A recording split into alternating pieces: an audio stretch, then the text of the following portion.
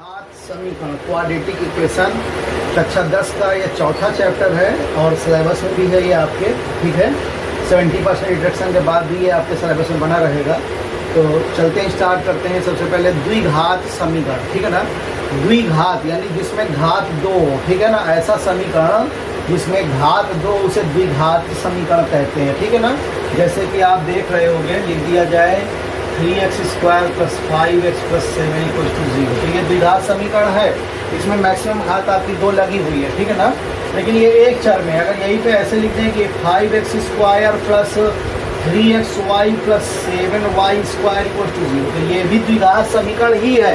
लेकिन इसमें जो है ये दो चरों वाला है, लेकिन हमको यहाँ पर पढ़ना है एक चरों वाला है, जिसमें एक चर हो ऐसा ही दो घात समीकरण पढ़ना है।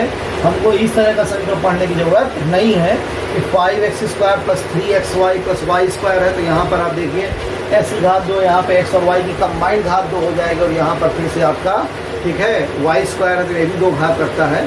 तो ये द्विघात समीकरण तो है, लेकिन ये दो चरों में है। तो हमको दो चर वाला न पढ़कर हमें एक चर वाला पढ़ना है। तो एक चर पे रैखिक द्विघात समीकरण पढ़ना है। तो इसका जो मानक रूप होता है, ठीक है ना, मानक रूप, उसकी अगर बात करते हो तो ax² + bx + c = 0, जहाँ पे a, b, c belongs to r real numbers होंगे और a is not equal to 0। a 0 नहीं हो सकता, क्योंकि अगर a 0 हो जाएगा तो x² बचेगा ही नहीं, और ऐसी दशा में फिर ये द्विघाती ना हो कि एक घाती हो जाएगा, ये अचर समीकरण बन जाएगा। तो द्विघात होने के लिए x² का गुणांक कभी भी शून्य नहीं हो सकता है, ठीक है ना। और मानक दशा क्या होगी, पहले घात दो रहेगी, फिर घात एक का पद आएगा, फिर अचर पद आ जाएगा। तो इसे बोलते हैं द्विघात समीकरण का मानक रूप है ये x² + bx + c = 0, जहाँ पे a, b, c क्या होंगे, वास्तविक संख्याएं हैं, ठीक है ना। और a कभी भी 0 नहीं हो सकता, b और c हो सकते हैं, कोई दिक्कत नहीं है। जैसे अगर आप बात करें, एक समीकरण लिखते हैं यहाँ पे हम 4x² + 7x - 9 = 0। तो ये द्विघात समीकरण है। यहाँ पे a की बात करिए तो 4 होगा, b की बात करेंगे तो 7 निकलेगा, और c की बात करोगे तो -9 होगा, ठीक है ना। तो a, b, c के जो मान होंगे वो क्या हो जाएंगे, 4 और 7 और -9 हो जाएंगे। एक बात याद रखिएगा, कोई समीकरण जितने घाती होता है अधिकतम उसके उतने ही मूल निकलते हैं, वास्तविक मूल, ठीक है ना। अगर कोई समीकरण जितने घाती होगा उसके अधिकतम उतने ही मूल निकलेंगे, उतने ही मान निकलेंगे। जैसे पीछे आप पढ़ रहे थे चर रैखिक समीकरण, तो रैखिक समीकरण में हमेशा एक ही एक मान निकले, अलग ज़्यादा मान नहीं निकले, है ना। लेकिन इसमें आते हो तो ये द्विघाती समीकरण है, तो इसमें मैक्सिमम x के दो मान निकल सकते हैं। मैक्सिमम दो, मिनिमम आपका कुछ भी हो, लेकिन मैक्सिमम दो निकल सकते हैं, ठीक है ना। वास्तविक मानों की बात करिए तो अधिकतम दो मान निकलेंगे। तो एक बात आप याद रखिएगा, कोई समीकरण जितने घाती होता है उसके उतने ही मान हो जाते हैं, ठीक है ना। अगर एक घाती है तो मैक्सिमम उसका एक मान होगा, द्विघाती तो 2, त्रिघाती में 3 मान हो जाते हैं। तो यहाँ पर ये द्विघाती है तो इसके दो मूल या मान होंगे, उन मानों को हमने यहाँ पे अल्फा और बीटा कंसीडर कर लेते हैं। वो आगे के टॉपिक में भी हम डिस्कस करेंगे, ठीक है ना। तो पहली एक्सरसाइज जब आते हो, एक्सरसाइज 4.1 पे आप आ रहे हो, तो उसमें केवल आपको यही बताना कि ये द्विघाती समीकरण है भी कि नहीं है, ठीक है ना। एक्सरसाइज की बात करते हैं तो एक्सरसाइज अभी स्टार्ट करते हैं। 4.1 एक्सरसाइज है आपकी, और पहला क्वेश्चन जो है वो ये सिर्फ बता रहा है कि जांच कीजिए कि क्या निम्न द्विघात समीकरण है या नहीं है ना। पहला सवाल लिखा हुआ है x + 1 का होल स्क्वायर = 2x - 3, x + 1 का होल स्क्वायर = 2x - 3। ये द्विघाती है कि नहीं है, हमको ये बात बतानी है, ठीक है ना। तो तरीका ये होगा कि इसको खोल लेंगे, सॉल्व करेंगे। सॉल्व करने पे अगर घात 2 आ जाती तो द्विघाती है, और घात 2 नहीं आती तो द्विघाती नहीं है, ठीक है ना। तो यहाँ पर केवल एक्सपेंड कर देना है आपको। इसको एक्सपेंड किया तो a + b के होल स्क्वायर से करोगे तो x² 2x + 1 = आएगा 2x - 6। ये 2x कट गया, उससे कोई मतलब नहीं है, इधर ले आइए तो x² - 7 हो जाएगा, है ना, प्लस का 7 हो जाएगा, 6 इधर आएगा = 0। तो ये है ना, यस, ये द्विघाती समीकरण है आपका। कंफर्म हो गया कि क्योंकि इसमें घात 2 आ रही है तो ये द्विघाती समीकरण होगा। इसी प्रकार से सारे इसके करने हैं, जिसमें घात 2 आ जाएगी वो द्विघाती है, और जिसमें घात 2 नहीं आएगा वो द्विघाती नहीं है ना। तो केवल आपको खोल लेना है, खोलने के बाद चेक करना है, चेक करने की स्थिति में आप बता सकते हो ये द्विघाती है या नहीं है, ठीक है ना। अब हम बात करते हैं सवाल नंबर 2 की। तो 2 जो कह रहा है ना कि निम्नलिखित स्थितियों को द्विघात रूप में निरूपित करिए। आपको वर्ड प्रॉब्लम दिया हुआ है और इसको जो है एल्जेब्रिक एक्सप्रेशन इसका देना है आपको, ठीक है ना। x के पदों में या y के पदों में, जिसके पदों में चाहो आप दे सकते हो। तो यहाँ पर जब आते हो, पहला सवाल है, एक आयताकार भूखंड का क्षेत्रफल 528 है, क्षेत्र की लंबाई मीटरों में चौड़ाई है ना के दोगुने से 1 अधिक है। लंबाई जो है वो चौड़ाई के दोगुने से 1 अधिक है। तो कह रहा लंबाई और चौड़ाई याद करनी। यहाँ पर तो इन्होंने कहा था केवल समीकरण बनाइए, लेकिन एग्जाम में कभी भी कोई सवाल जब आएगा तो केवल समीकरण बनाने को नहीं आएगा, बल्कि आपको हल करके x और y का मान भी ज्ञात करना होगा, ठीक है ना। तो ये पहला आप आ रहे हो, इसका मान याद करना है। दूसरे सवाल में आते हैं, पहला समीकरण यहाँ पे दूसरे का पहला क्वेश्चन कर रहे हो आप, ठीक है ना। तो हमने मान लिया, माना, ठीक है, भूखंड की लंबाई बराबर चौड़ाई पहले मानिए, क्योंकि चौड़ाई जो है वो लंबाई दुगने से 1 अधिक है। तो चौड़ाई अगर x हो जाएगी तो लंबाई क्या हो जाएगी, 2x + 1 हो जाएगी, है ना। तो हमने ये बात मान ली कि माना चौड़ाई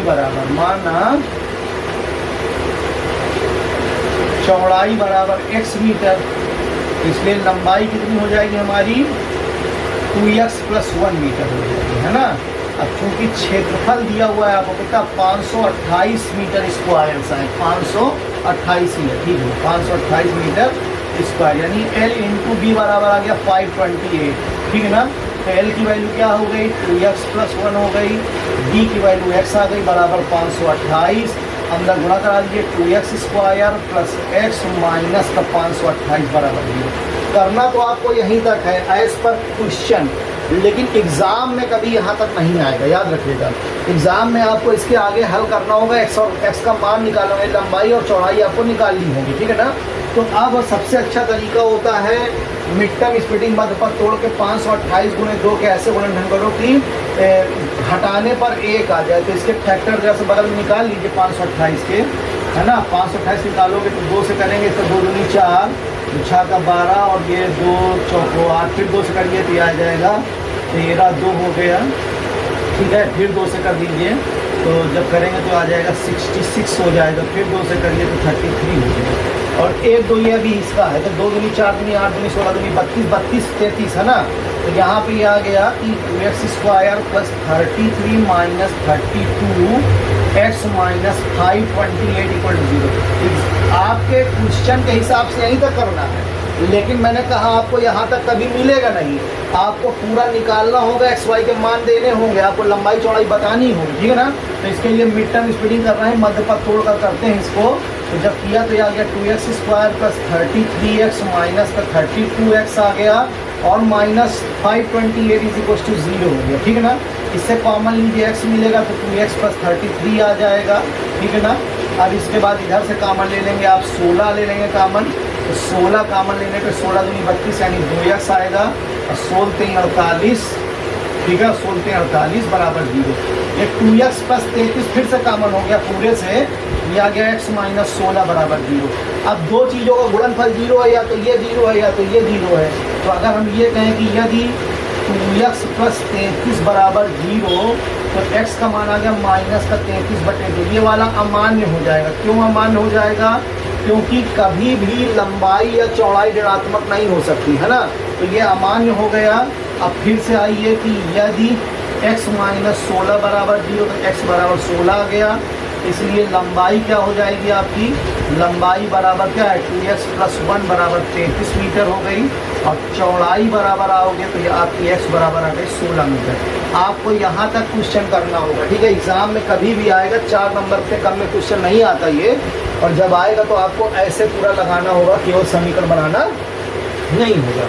इसके बाद दूसरा सवाल है, कह रहा 2 क्रमागत धन पूर्णांकों का योगफल 306 है, तो हमें पूर्णांक ज्ञात करना है। क्रमागत पूर्णांक, है ना, पूर्णांक होते हैं 1 2 3 4, क्रमागत है तो क्रम वालों में 1 का अंतर चलता है। तो अगर पहला पूर्णांक हम x ले लेंगे तो दूसरा पूर्णांक हमारा हो जाएगा x + 1, और दो क्रमागत धनात्मक पूर्णांकों का गुणनफल 306 है, ठीक है ना। तो यहाँ पे हमने मान लिया माना पहला पूर्णांक बराबर x, इसलिए दूसरा क्रमागत पूर्णांक कितना हो जाएगा, x + 1 हो जाएगा, ठीक है। हमने यहाँ मान लिया माना पहला पूर्णांक बराबर x, ठीक है ना। पूर्णांक जो है वो आपका x हो गया, तो इसलिए दूसरा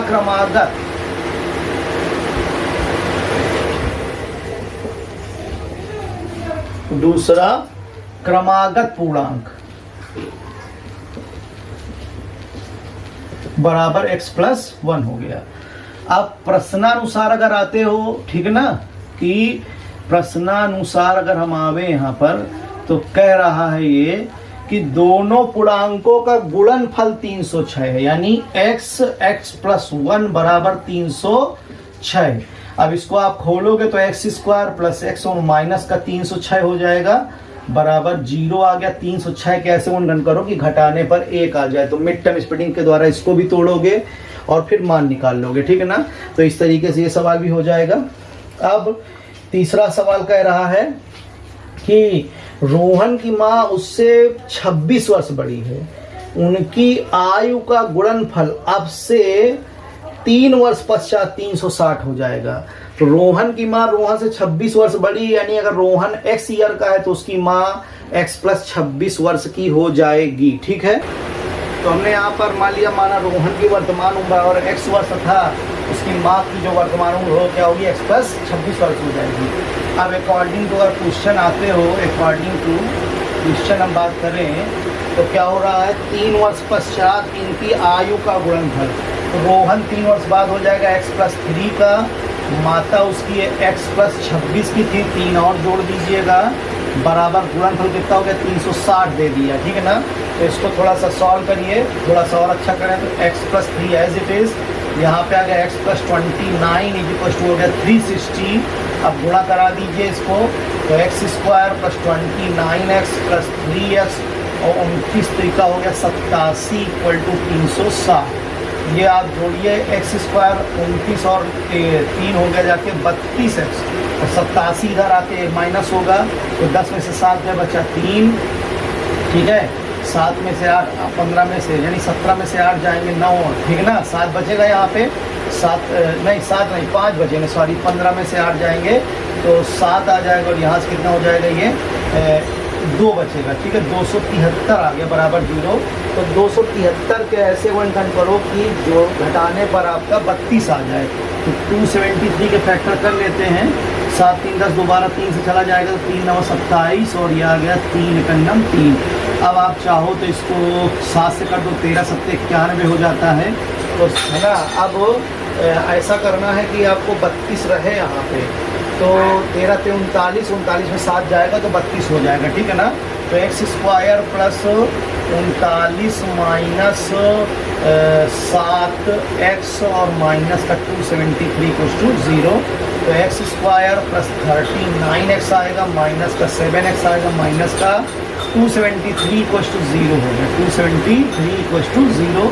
x कॉमन हो गया तो x + 39 आ गया, यहाँ से माइनस का 7 कॉमन लिया तो x + 39 ये भी हो जाएगा = 0। तो x + 39 और यहाँ से x + x - 7 हो गया। तो जब इतना आ गया, अब दो चीज़ों गुणनफल 0, तो एक निश्चित रूप से 0 हो जाएगा। तो करना हमको यहीं तक रहेगा, याद रखिएगा। ये एक्स्ट्रा है लेकिन एग्ज़ाम में हमेशा पूरा आता, कभी आधा क्वेश्चन नहीं आता। तो यहाँ तक आए आप, ठीक है, गुणा करा दी। तो यदि ये आए कि x + 39 = 0, तो x = -39, ये वाला अमान्य हो जाएगा, कभी किसी की उम्र ऋणात्मक नहीं हो सकती है। अब दूसरा आओगे कि यदि x - 7 = 0, तो x = 7 हो गया। अगर x = 7 आ गया तो रोहन की उम्र हो जाएगी 7 वर्ष और माँ की उम्र कितनी हो जाएगी, 26 7 33 है ना। इसलिए रोहन की जो एज होगी वो क्या हो जाएगी, x = 7 वर्ष हो जाएगी। और मदर की अगर निकालोगे तो मदर की क्या हो जाएगी, x + 26, यानी कि 7 + 26 करोगे तो 34 साल की माँ हो जाएगी, ठीक है ना। रोहन की और मदर की दोनों की एज बतानी है, इस तरीके से क्वेश्चन होता हुआ। इस एक्सरसाइज का लास्ट क्वेश्चन है ये कि एक रेलगाड़ी 400 किलोमीटर की दूरी समान चाल से तय करती है। यदि इसकी चाल 8 किलोमीटर प्रति घंटा कम हो जाए तो वह 3 घंटे अधिक समय लेती है। रेलगाड़ी की चाल ज्ञात कीजिए। ठीक है ना, रेलगाड़ी की चाल मान लेंगे x किलोमीटर प्रति घंटे है। मान लिया माना रेलगाड़ी की चाल बराबर x किलोमीटर प्रति घंटे थी, तो 480 किलोमीटर दूरी तय करने में जो समय लगेगा वो क्या होगा, 480 बटे x, क्योंकि समय बराबर होता है दूरी बटे चाल। अब उसने अपनी चाल को 8 किलोमीटर प्रति घंटे कम कर दिया है, तो अब नई चाल क्या हो जाएगी, x माइनस 8 किलोमीटर प्रति घंटे। अब 480 किलोमीटर दूरी जब तय करने में समय लगेगा वो लगेगा 480 बटे x माइनस 8।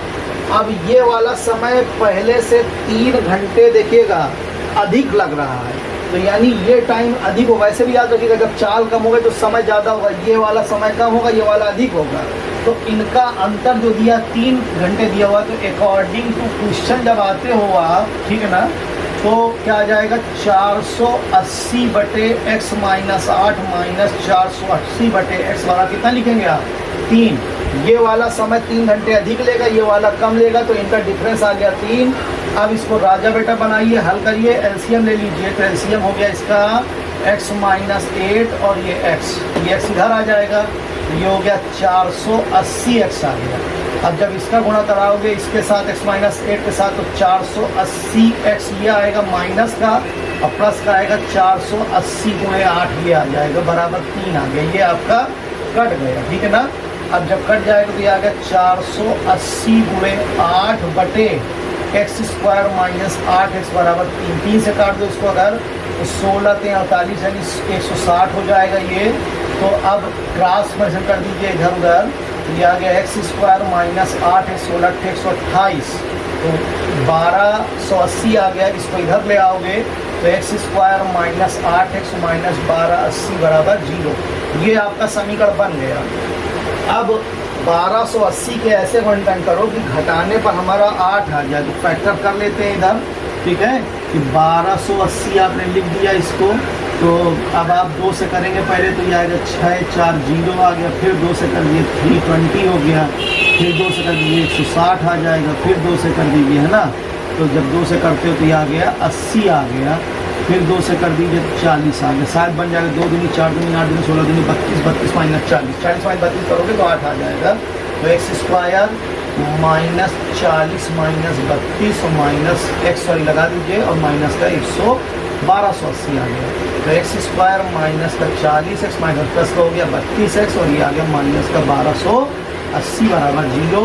यहाँ से हमने x कॉमन ले लिया तो x माइनस 40 हो गया, यहाँ से हमारा 32 कॉमन मिल गया, तो जब 32 कॉमन मिले तो x माइनस 40 ये भी हो जाएगा, x माइनस 40 अगेन कॉमन हो गया, तो आ गया x प्लस 32 ये आ जाएगा। पहले वो चीज़ जीरो करा करो जो चीज़ से हमको दिक्कत हो रही है, ठीक है ना। तो ये वाला का जीरो करते हैं इस जगह से कि यदि x प्लस 32 बराबर 0, तो x बराबर माइनस 32 अमान्य हो गया, चाल कभी ऋणात्मक नहीं हो सकती, ठीक है ना। तो ये बात आपकी अमान्य हो जाएगी। और फिर आओगे यदि x माइनस 40 बराबर 0, तो x बराबर आ गया 40, इसलिए रेलगाड़ी की चाल जो होगी, है ना, रेलगाड़ी की चाल बराबर x बराबर 40 किलोमीटर प्रति घंटे, यही आंसर हो गया, ठीक है ना। और ये क्वेश्चन बहुत इंपॉर्टेंट है, ये बहुत बार आया है, इस तरह के पैटर्न पे क्वेश्चन आप जबाओगे तो बहुत सारे क्वेश्चन इस पैटर्न से होते हैं, है ना। और ये काफ़ी इंपॉर्टेंट एक्सरसाइज है, तो बहुत ध्यान से लगाइएगा इसको। आप 4.3 जब खोलोगे एक्सरसाइज तो उसमें 2 क्वेश्चन इसी पैटर्न के दिए हुए हैं, ठीक है ना। 4.3 में अगर हम आते हैं तो हम देखते हैं कि 1 मिनट बेटा, हाँ, क्वेश्चन नंबर क्या बोलते हैं 10 और इसके बाद